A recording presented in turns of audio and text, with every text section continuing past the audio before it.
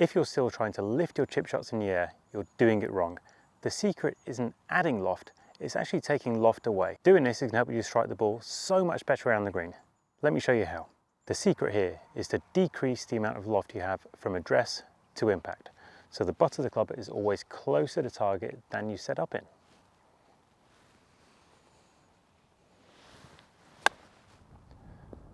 You'll be hard pressed to find any quality chipper that doesn't decrease the amount of loft from address to impact and excel at any part of the short game. There are a few exceptions. Occasionally hitting a really high shot, you might end up with less shaft lean at impact than you had at address. It's a real rarity though to see the club further back at impact than it was at address. Trying to increase loft is an absolute killer for a number of reasons. The main one being that if I make a backswing from my setup position, wherever it may be, let's say I've got some shaft lean at address, I've got the ball back, if I try and increase loft from here, I have to do one thing really, and that's to get the club to pass my hands. That makes the swing much wider, much earlier. And if I stay in the same posture, or the same height from the ground, any lengthening or widening of the swing, I'm going to hit the ground really early. Like I didn't even get close to the ground there, I'm 6 inches behind because I've let this go too soon. Now you could make that work in theory by throwing it down and starting to get taller at the same time. That's a lot to coordinate in a short shot. So I don't really like big changes in vertical. If you make that swing wider, you've got to make space for it. Hence, you having more shaft lean, less loft, makes the swing a touch narrower. If the swing is narrower, it's less likely to bottom out too far underground. As with most parts of this game, there's a few different ways you can do it, some more desirable than others. One thing I could do is set my wrist that little bit and I could drive my arms towards the target. All right, it's an option. It might not be the best, but it can work. It's just a little bit tricky. So on the way back, I'm going to add a little bit of set to the wrists because we need that change in wrist position. Then I'm going to drive my arms forwards in order to get the club to the ball. But let me briefly explain to you why that might not be the best option.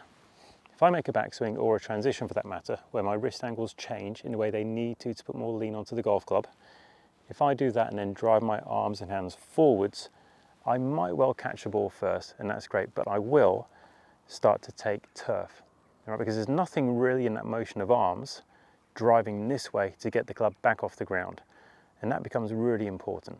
So what else have I got that I could replace that little bit of club head travel with? If it's not my arms, I could move towards the target.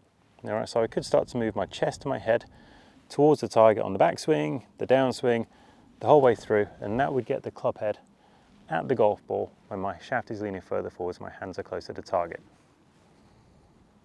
So a little bit of lateral shift, little set of the wrists. As you can see, that still gets a fair amount of ground interaction, but again, you can strike it perfectly well doing that. I'm going to leave you third on the list, and this might well be my preference, and that's to start to encourage players to use their rotation in their body, their hips, their chest, in order to push the butt of the club towards the target this way.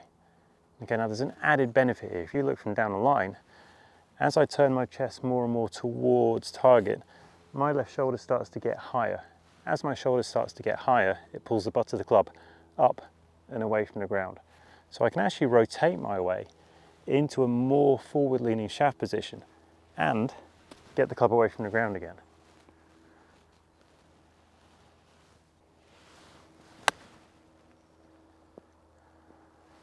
So as you've seen, those contacts were much, much cleaner because I had the butt of the club ascending because my shoulder was going up as I rotated. Now in a perfect world, I'd go for a combination of two of those three. I would leave the arms alone. The last thing we want is for you to be driving the club this way and separating your arms from your body in order to get that forward shaft lean, because you will just bury it in the ground. And if you stay low and you don't turn, chances are you bury it in the ground this side of the golf ball. So leave the arms out of it. What I would do perfect world is combine some degree of moving forwards with a good degree of rotation. Then I get the benefit of both sides. Makes it easy to contact head of the golf ball.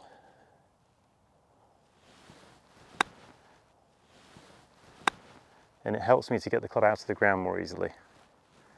So, in short, good players increase the lean from address to impact by moving their bodies towards the target, rotating them open to get the club away from the ground, and that way they move strike point forwards, they deliver less loft, which you should do to strike it well, and they get that low point control that's so desirable. Well, that's all fair enough with a 60, right? But what about if I'm playing more of a bump and run with an 8 iron? Do I still need to decrease the loft at impact? Yes, you do, because it helps you strike it so much better. So I'm going to take the 8 iron. This is going to roll a fair bit. I'd expect it to be up at the back pin, and I'm going to try and increase my shaft lean by moving forwards, by turning my chest.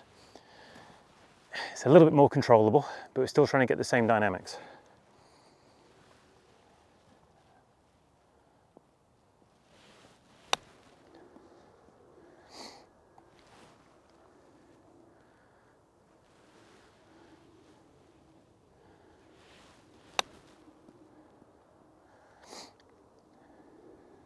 If you like this little insight into the technical side of things, be sure to check out the WedgeMatrix Academy, where we look into technique, skill development and performance to help you to take what you do here and learn here and improve here onto the golf course and bring your scores down so you get to perform when it matters.